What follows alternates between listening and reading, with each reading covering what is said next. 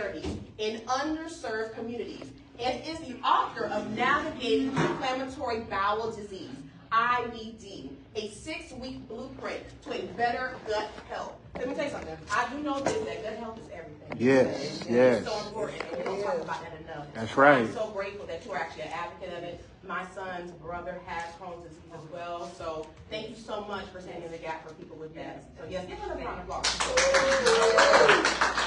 And now we also have my brother Antonio Brown. He is the founder of the Competitive Readers Coalition, CRC, a movement transforming everyday spaces like barbershops into hubs of literacy for Black and brown boys with initiatives such as Superhero Writers Club and Dad's Treasures Chest. He empowers youth and families to see reading as both liberation and legacy. And let me tell you, I know firsthand in just working with my brother, just seeing what he's done in the community over the years, right? And just bringing literacy to our young boys and what he's doing in the barbershop. So those are really hubs and safe havens for men, right? And because men also need that space. And so I'll shout out to my brother for always creating that space for men. And now we have Dave Weaver. Shout out to my And then also Dave Weaver. He is a visionary entrepreneur, banker, and community leader who founded Closer to Our Dreams Incorporated to help entrepreneurs, youth, and underrepresented communities thrive.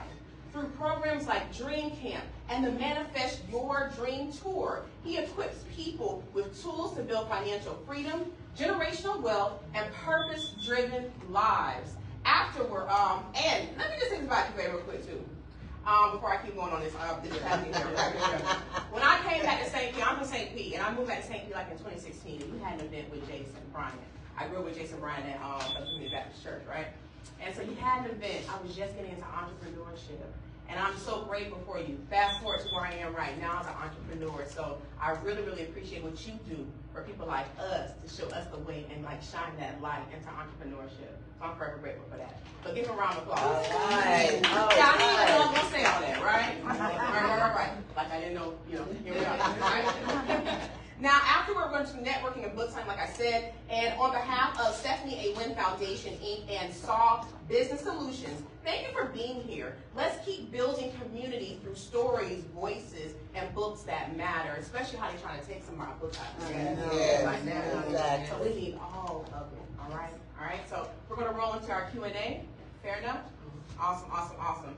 So, ladies first, of course. All right?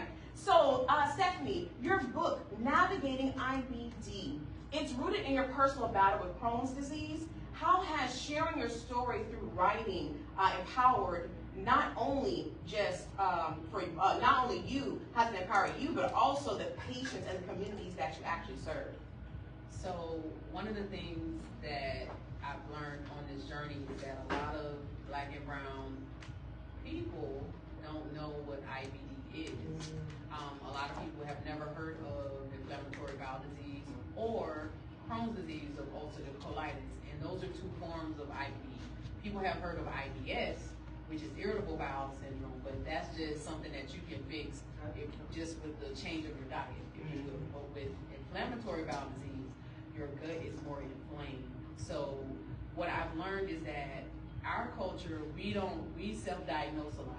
Or we get the information secondhand, or I don't think, I think I'm gonna just stop drinking this milk, or I'm gonna stop eating this type of food, and then it gets progressively worse. And so we don't go to the doctor. Some of us do, but some of us don't go to the doctor. We have trust issues with the medical, because healthcare has changed over the years. But who's the best advocate is you for your health. So if your gut is angry, you can't function. And so many that are here tonight have seen me go from 180 to 112, in the less than like 90 days. And so this condition has literally almost took me out. So when I say I'm a walking testimony, so my goal is really not to just talk about IBD or navigating IBD. It's really, this is a movement to educate our community.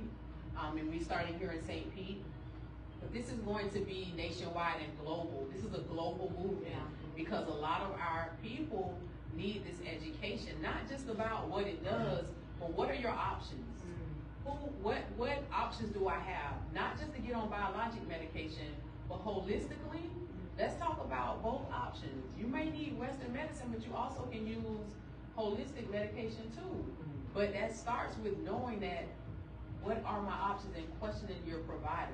We need teams, like healthcare teams, and I think once we get an understanding of what my options are, where do I go to get these resources, I think you'll start to see better outcomes. And so as your question was, how have I seen it? I mean, we started the foundation in 2021. Our goal, you know, I didn't want to do this, I'm gonna be honest. I did not want, who wants to talk about their bowels? Who wants to talk about this condition that is embarrassing? It keeps you from going out and being around your friends. So sometimes you're isolated or you can't go somewhere because your stomach is angry. And so my goal was to not just talk about this, but to create a movement. And that was where the Stephanie A. Wynn Foundation came into play. We created the IBD Patient Navigator Program. So we really navigate for patients, whether it's men or women. What we're finding now that's coming through our program is that men, black or white and brown, are coming through our program. They're not wanting to talk about this gut issue.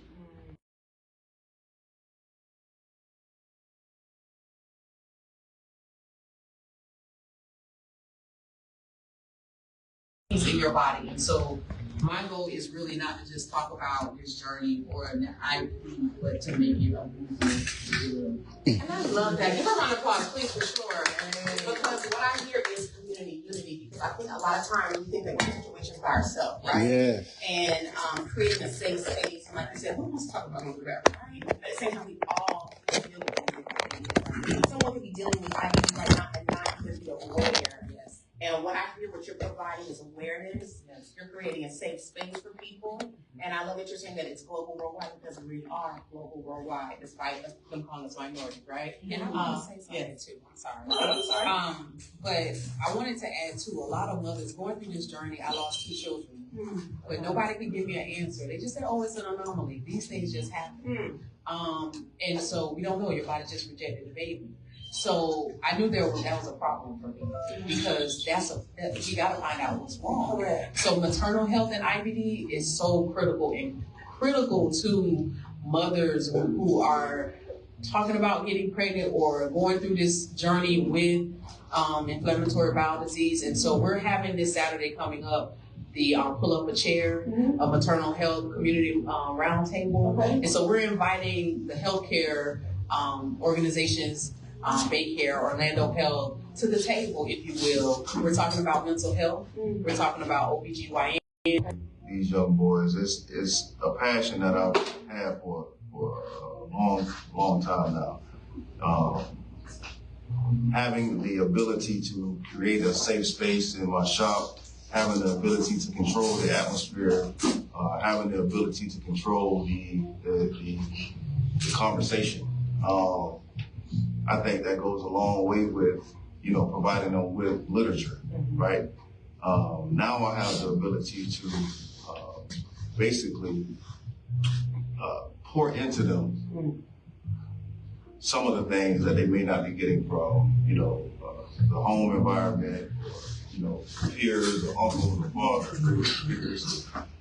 When we talk about a safe space and one of the pillars and cornerstones in our community, barbershops have been around, and barbers have been around since the beginning of time. Right. For the early civilizations. I taught barbering at P-Tech, and going back into the history of barbering, you have barbering tools that were created over 500,000 years ago, right? So when we look at literature, when I'm teaching history in the barbering space, right, I'm teaching culture, I'm teaching education on another level when it comes from a community aspect, right? And it comes from a heart, true spoken heart, right? Yeah. And an outcry for the community and the crisis that it sees, or that it's actually have been involved in. When I was younger, I didn't really I wasn't really pulled toward literacy until I got older, right? When I got a little bit older and started to understand the importance of my education and grades and what I wanted to do with my life. I started to take more serious classes when I got to high school and started to realize that, I wanted a different, outlook and a different life than what I had been seeing in my friends or in my environment.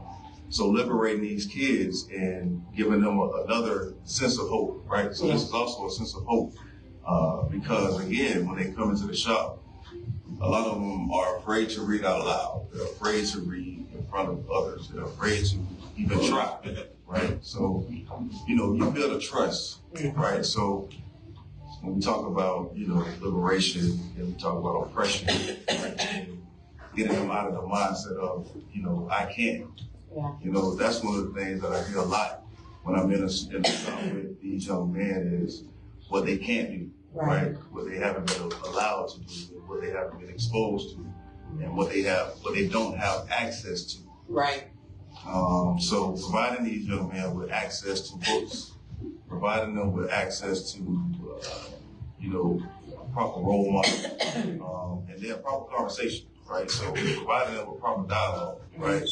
That also goes a long way when you're in a barbershop and you have an opportunity to discuss, right, literature with these young men. You can talk about different ways to incorporate these stories into their daily lives, right? Which is a bridge for me as well, because now I go into my livelihood, I go back into my childhood, I can talk about stories that, that I have went through myself and that I have experienced. I can talk about a record that I have, right? I can talk about experience with, in the crowds that, wasn't the right crowds to be in. I can talk about being in bad situation, making bad choices. So those are conversations that these young men aren't able to have day to day with someone that, has had that experience. So, for me, the impact goes to the years down the line for me. It's not necessarily tomorrow, next week, next month, even the next 6 months. It's more so down the line. What are these young men's decisions going to look like, right? From my conversations in the barbershop. What are these young men's decision making going to look like when it comes to being a father, right? Having conversations with me about fatherhood, having conversations with me about, bearing children or, being married or being a husband or, what is that child going to do when he does turn 18, right? So having those conversations, because this is a program that these young men don't age out of. You can't age out of the barbershop unless you change barbershops. And then you still are going to a barbershop, right? Unless you start to grow your hair, and then you still come back because now you need a trim or you need an edge or you need something. So we always have a connection to the community.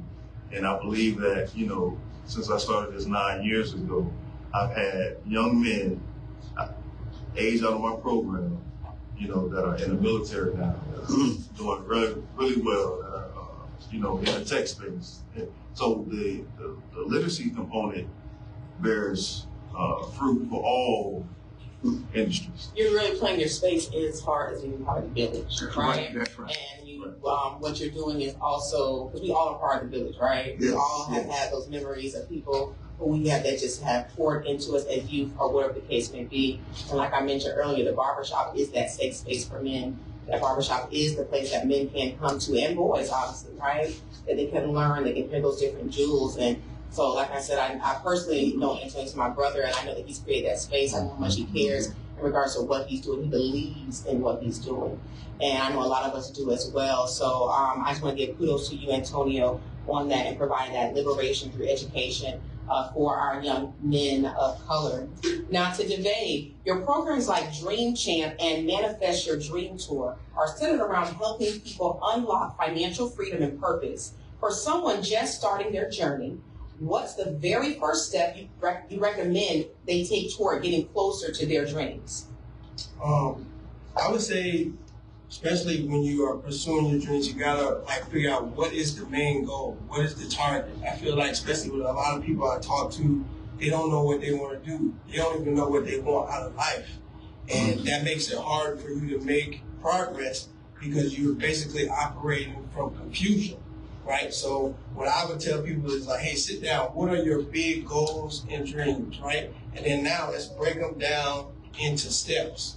And in regards to working at the bank, one of the things I did not know is that we are all, as long as we have a bank account, we have the right to walk into whatever bank we bank with and ask for a personal banker. And a lot of people don't know this. Like, you can literally say, hey, I'm having trouble coming up with a budget. I need you to help me. And they really can't tell you no. Like, if they do, they are not fulfilling their right to you as their client. And so understanding, hey, what are my goals and dreams? They are literally supposed to be, all right, hey, what is it you're trying to do? All right, let's come up with some 6-month goals, some 12-month goals. And that's what I would do with my clients. One of the things that really got me excited is when anytime I get somebody like 1920, because I know what the banker in Orlando did to me. That joker told me, hey man, go apply for as many credit cards as you can get. I ended up with like 8 credit cards, not knowing what to do with them, just going crazy. So I'm like, hey, before you do anything, let's set you up with a secure credit card. Let's put $300 down. Hey man, go buy you some gas every week, pay it off. Right, that's gonna help the score go up. So as a community, I always wanted to focus on like, how can I give back? So anything I learned at the bank, I'm like, hey man, let's sit down, let's talk about it. And I feel like that's where you start. Yeah, I love that. I love that. Give everyone a round of applause. Yeah. Now, we are going to open the floor for questions. Any audience questions if you have any for our panel. There's a plethora of knowledge up here, right? And experience. So I'll open the floor up to any questions or just any comments for what you did here. Yes, sir. I want to apologize. I know I've been like, I gotta do what you do. This has been a blessing. It started out as 2 brothers having a late lunch, and I ended up here. First of all, Ms. Wynn, you are so correct about the health care of men. We were taught to be men and men. But one of the things that maybe you could expand on is how do we deal with implicit bias within the healthcare system? Because even me as a veteran can go to a government-sponsored hospital, and based on what night it is and how that staff look, they treat me as if I was a guy standing on the corner with a sign saying that we're working for. Wow. And I am 100% disabled veteran. Now, if it happens there, where the government is paying the bill, those people who live their system like the Advents of the world, they just want the insurance money. They don't care about you. How can we deal with that? Now, I want to move over to Mr. Brown. It ain't by accident I asked you to step out with you. I want you to know that, first of all, I'm going to share, I've had a real nice life, which also has included some incarceration time. God's going to take you down through there to get where you got to go. What, during my 7 years of incarceration, not for trafficking, nothing that crazy, opportunity. But, people start getting my ideas as you go in the door. But Mr. Brown, you don't know the expanded impact you have. For 5 of those 7 years, I taught school. I had a degree, I was smart, and I helped brothers get GEDs and stuff like that. But they ended up handing me a new department, which was basic adult literacy. And I can't tell you, I must have taught about 150 young men how to basically write their name. Wow. And the reason is they didn't know how to read. And I also taught men that were 65, 70 years old how to read, write their name. And God did the rest. So you're offering a service, you don't know how rich maybe you think you know, but there are a lot of young men that may have only seen you 2 or 3 years, moved St. Pete and went somewhere else, that you have prevented from going behind them damn bars. Mm-hmm. Because 1 out of every 3 black men, but odds are like 1 in 2 sometimes, based on where you live and how you came up. They do not. If you can't read, that's where you're headed. They are building prison beds based on 3rd grade reading levels and testing levels. So thank you so much, dear brother. I need to get with you. Cool. Thank y'all. I got a question. Yes, sir. Yes, sir. What made y'all write y'all books and publish them yourself? Great question. Okay, I'll go first. So my first book, I've always been an entrepreneur. I started my first ice cream shop. I was the first female ice cream shop owner here in St. Pete. And people was asking me, Stephanie, how did you open up your shop? How did you do that? They were just asking me all these questions. So I was like, I need to put this in a book because it's gonna help somebody. And so what I did, I wanted something simple, something that's not overwhelming, something that the regular lay person can read it, 8th graders can read it, 7th graders can read it, and they can go and start a business. So that was my very first book. I wanted something that was gonna help our community, not just because each and every one of us in this room has some type of entrepreneurship driving us. We have ideas. That's all a part of entrepreneurship. And so that's what made me write the first book. And I didn't know anything about publishing. What I did, I went the publishing route. And I learned a lot along the way. I learned that it's best, this is my opinion. Now, somebody else may see this and say, oh, I got a publisher, but you're going through a lot with that publisher. I say make sure you read the fine print. I suggest that you understand what your royalty payments are going to be and when you're going to get paid out. Because I didn't have the time, I didn't make the time. And so therefore, I ended up having to get a lawyer so that I can keep my intellectual property for this book, the first book. So on my second and third book, I knew that I was going to self-publish. Self-publishing is the best route, in my opinion, because you have more control over your book and that you have control. You have control of the IP, which is intellectual property, and you can move how you want to move with your book, especially when you're going on a book tour. You can set your book up so that it gets in Barnes and Noble. So that was the purpose of, and I wanted to do a nationwide book tour. That was one of my goals. It was never done in my family.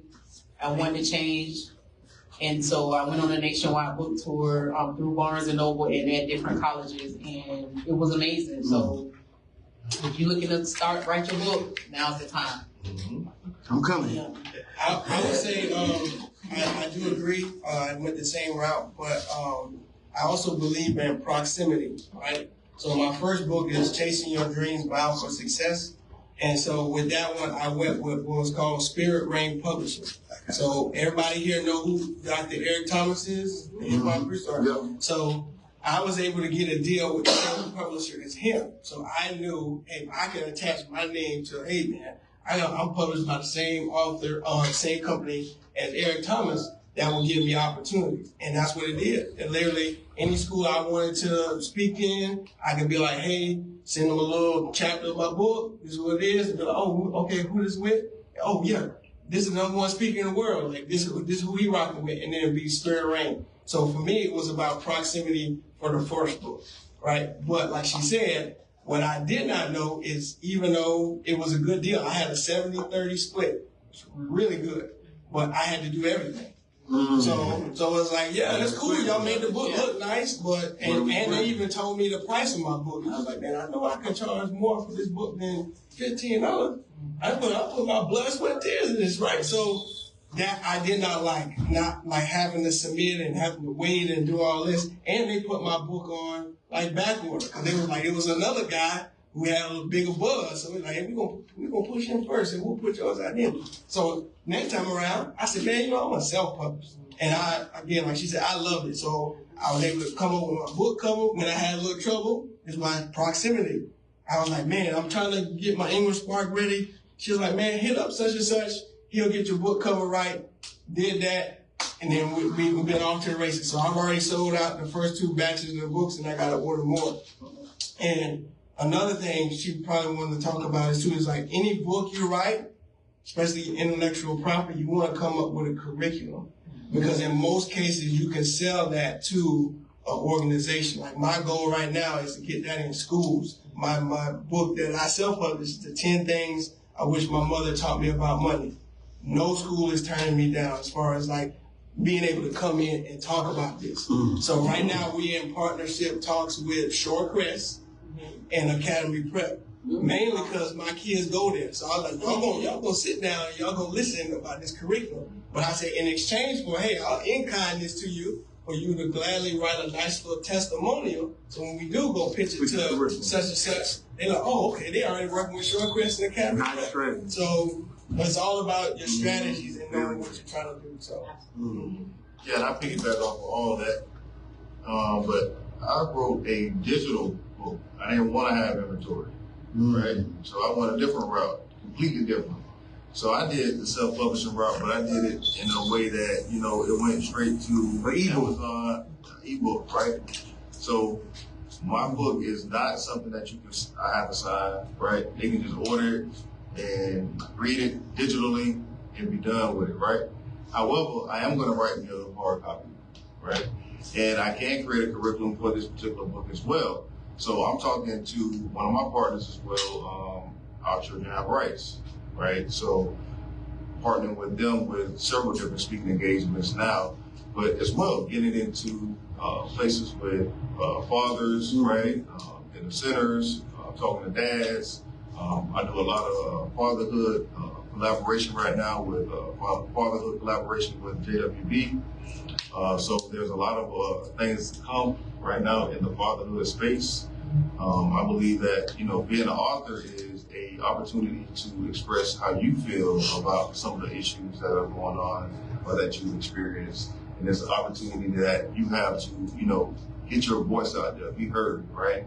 And make some type of ripple in that particular space. I think both of them do a great job at publishing and writing and getting their books out there and actually, promoting their books as well and promoting themselves as authors. You know, they do a great job at that. So I watched both of them do their thing. So I believe that this particular event is something that is needed. I've seen them progress over time as well. I've watched Stephanie with both of her books. I was an actual customer of the first book she wrote, which was a startup that she wrote, and it was a great book. And I also need to cover a new one now. Okay. Well, I'm so sorry, but yes, I love that, and because I'm an author too, so I can contest to everything that y'all saying of the truth and the experience of it. So many authors in the room today. Yeah, a lot of authors. Well, I just want to just give everyone a round of applause again for everyone that's here again for this event, for the Right On where authors meet. And now is the time for us to network, right? So let's get to know the authors. We actually do have some books from Stephanie. Please get your book. She's here to sign. I'm sure Duvet, Antonio, they have access to their books as well. So please feel free to get up, mix and mingle. They have some refreshments for you all. And again, shout out to the organizers of this amazing event. Brothers and Wire. All right. Thank you. Thank y'all for coming out. Thank